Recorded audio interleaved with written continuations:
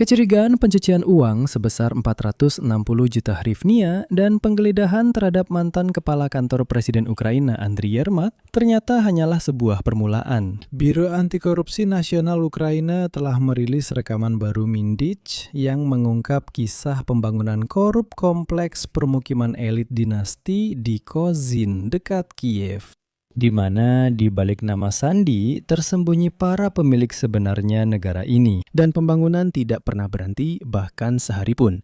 Bahkan setelah Februari 2022 dan selama tragedi di Bucha. Bahkan sebaliknya, justru semakin aktif. Dalam video ini ada pembahasan lengkap rekaman dan percakapan Mindich, mulai dari uang gelap hingga pengakuan langsung dalam rekaman tentang rumah Andrei.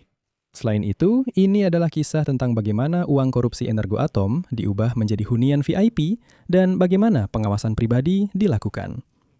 CEH Gevari, yaitu Menteri Chernisov, dan hubungan Carlson, yaitu Timur Mindich, membawa ke inti permasalahan. Secara umum, dalam episode ini kita akan membahas babak baru dari kasus besar Operasi Medas, yang secara pribadi berkaitan dengan Andriy Yermak. Jadi pada malam sebelumnya, tanggal 11 Mei, NABU menyerahkan surat pemberitahuan resmi dugaan pidana kepada mantan kepala kantor Presiden Ukraina Andriy Yermak. Dalam pernyataan dari Lembaga Anti Korupsi disebutkan hal berikut. Kutipan. Biro Anti Korupsi Nasional Ukraina dan para spesialis. Kejaksaan Anti Korupsi mengungkap kelompok terorganisir yang terlibat dalam pencucian 460 juta hryvnia dalam pembangunan elit di dekat Kiev. Salah satu anggotanya, mantan kepala kantor Presiden Ukraina, telah diberi pemberitahuan resmi atas dugaan pidana itu. Kasus ini dikualifikasikan berdasarkan pasal 209 ayat 3 Kitab Undang-Undang Hukum Pidana Ukraina tentang legalisasi aset yang diperoleh secara ilegal. Dan segera setelah itu, NABU merilis bagian baru dari Operasi Midas yang mengungkapkan detail pembangunan kontroversial kediaman VIP bernama Dinasti. Kalian pasti sudah pernah mendengarnya, dan berikut ini detailnya. Ternyata, untuk memahami bagaimana orang-orang dekat Presiden Zelensky membangun rumah mewah di dekat Kiev dengan uang kotor, kita harus mundur. Время назад, в 2018 год. Seperti yang disebutkan dalam laporan NABU, pada tahun 2018, Che Guevara, yang juga mantan Wakil Perdana Menteri Ukraina Oleksiy Chernyshov, menjadi salah satu pendiri perusahaan Bloom Development. Pada musim panas 2019, perusahaan inilah yang membeli lebih dari 4 hektar tanah dari Dewan Desa Kazin di wilayah Kiev, yang kemudian menjadi dasar untuk pembangunan rumah-rumah mewah VIP tersebut. Pada bulan November tahun yang sama, Che Guevara diangkat menjadi Kepala Administrasi Negara Wilayah Kiev. Pada tahun 2020, Volodymyr Zelensky mengangkat Chernisov sebagai Menteri Pembangunan Komunitas dan Wilayah. Dan pada periode inilah konsep pembangunan rumah-rumah pribadi di lahan di Kozin mulai muncul. Total nilai tanah saja di bawah bangunan untuk calon kediaman tersebut lebih dari $6 juta.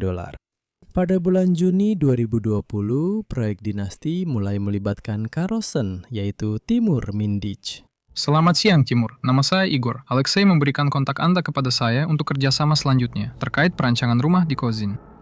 Kita ada pertemuan besok jam 10.00. Bisakah Anda memberikan alamat atau geolokasi tempat pertemuan kita? Terima kasih. Selamat siang. Apakah sudah bertemu dengan Timur? Hari Rabu saya tidak punya waktu karena saya pergi malam hari. Bagaimana pertemuannya? Semuanya baik-baik saja. Untuk hari ini, peserta kedua tidak bisa, jadi kita rencanakan mulai hari Senin. Untuk pertemuan dengan Timur, sepertinya sulit untuk menyesuaikan rumah standar.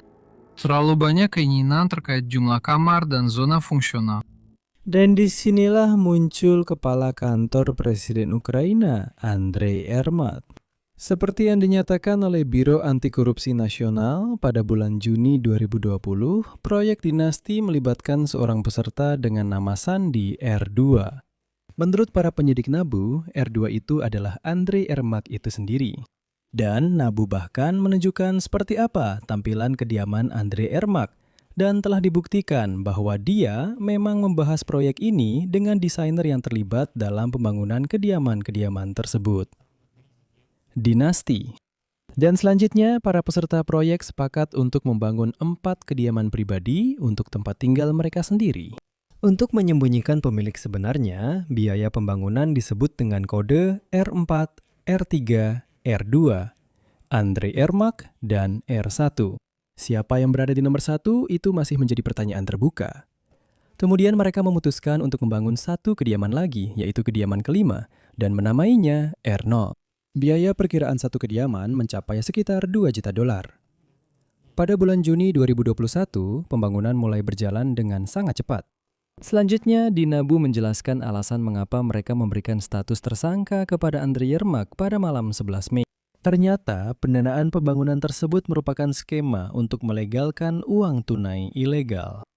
Skema pendanaan pembangunan dijalankan dengan model berikut. Seperti yang disebutkan oleh para pelaku, skema 1 adalah pendanaan legal melalui sejumlah perusahaan fiktif yang seolah-olah memesan beberapa layanan dan dengan cara itu mereka membayar 10% dari nilai residensi tersebut. Dan skema 2 adalah uang tunai ilegal. Menurut data dari Nabu, uang tersebut diberikan kepada para pekerja melalui asisten pribadi Che Guevara di kantor lain di Kiev. Bagian lain dari uang tunai diterima oleh seseorang dari lingkaran Karosan. Uang tunai ini dicuci melalui berbagai skema dan kemudian diinvestasikan ke dalam pembangunan. Selamat pagi Igor, 120 untuk R3, 180.000. Oke. Hai, untuk R3, 160.000.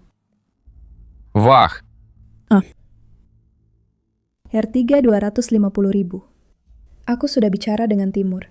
Dia tahu kalau jumlahnya akan lebih besar. Volume kita meningkat dan musimnya terbatas. Alexei Mikhailovich, selamat siang. R2BM menelepon, lalu langsung mengalihkan sambungan ke R3. Secara garis besar, R3 menyampaikan pemikiran berikut. Struktur kami menjalankan proyek ini di bawah arahan dan atas penugasan investor R4. Semua laporan hanya dapat disiapkan dan diserahkan kepada pihak lain atas instruksi dari R4 dalam bentuk yang ia anggap perlu. Serius, sayang, aku sudah mengerti semuanya sejak setelah pertemuan kita. Aku ingin agar posisi kami juga bisa dipahami. Aku, sebagai orang yang memiliki hubungan langsung dengan R2 dan memiliki wewenang yang sesuai darinya, kamu sudah tahu itu sejak awal.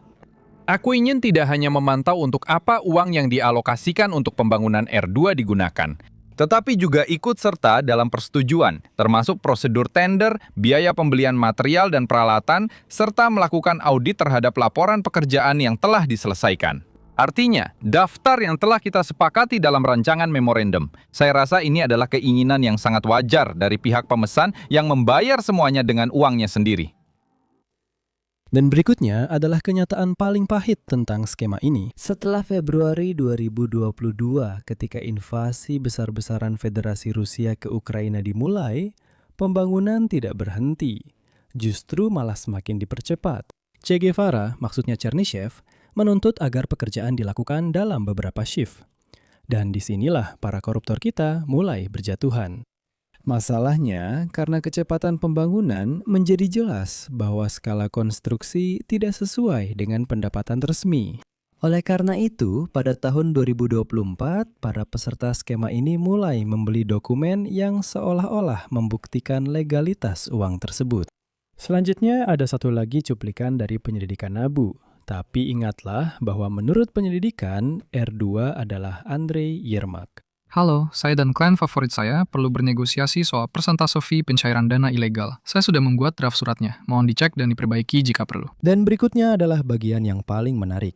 Menurut data dari Nabu, pada Juli 2025, setelah pemberian surat dugaan kepada Che Guevara, yaitu Chernyshev, Karosan, yaitu Timur Mindik, memutuskan untuk membekukan proyek pembangunan sampai keadaan membaik karena dia merasa bahwa Biro Anti Korupsi Nasional sudah sangat dekat dengan mereka.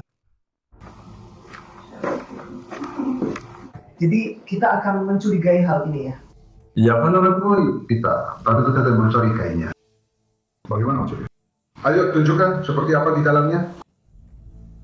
Itu urusan lain, itu bukan kita. Itu hanya saran dariku saja. Ini Andre, lalu apa yang sedang kita lakukan? Dia bilang untuk melakukannya, ya. Tidak, aku melakukannya karena kita punya teras yang harus segera selesai.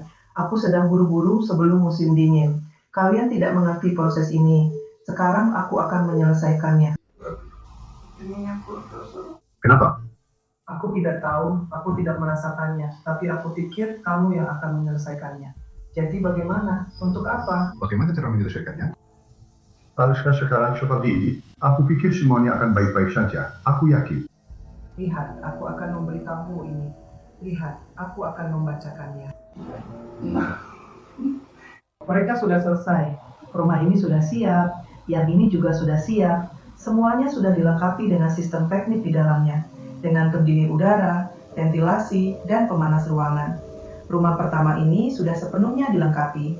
Begitu juga yang keempat. Antre saja hanya fasadnya yang belum selesai. Sedangkan kamu bahkan tidak punya naskah. Ini bahkan bukan penghargaan. Kita harus bertahan sampai September, sekitar 1 bulan lagi sampai September, supaya sebelum musim dingin semuanya bisa cepat selesai. Jadi anggaranmu 400.000 sampai musim dingin, benar? Ya, kamu harus diberikan 400.000 sebelum musim dingin. Tidak, kalau dengan Darina, maka jadi 1.300.000. 300 juta dolar. Dan klimaks dari seluruh cerita ini adalah penggeledahan dan penyampaian surat sangkaan kepada Andre Yermak pada malam 11 Mei. Kenapa begitu? Menurut data NABU dan SAP, pada periode 2021 hingga 2025, hampir 9 juta dolar telah dicuci, yaitu sekitar 460 juta hryvnia yang digunakan untuk pembangunan hunian dinasti itu sendiri. Dana tersebut berasal dari organisasi kriminal Carlson, yaitu Timur Mindich, termasuk dari skema korupsi di Energoatom, di mana saat itu ada orang-orang Chernisev. Setelah terungkap di media, para pelaku mencoba mengeluarkan tanah dari status sitaan, tetapi Fax menyita ke-5 properti tersebut. Dan dalam kasus inilah, pada November 2025 dilakukan penggeledahan di rumah Andre Yermak. Dan penggeledahan ini terjadi setelah itu. Setelah itu, dia secara misterius mengundurkan diri dari kantor presiden, dan Zelensky mengatakan bahwa itu adalah urusan pribadi mereka, jadi dia menandatangani surat pengunduran diri tersebut. Sekarang, Yermak telah diberi pemberitahuan resmi atas dugaan tindak pidana berdasarkan pasal 209 ayat 3 Kitab Undang-Undang Hukum Pidana Ukraina, yaitu pencucian uang.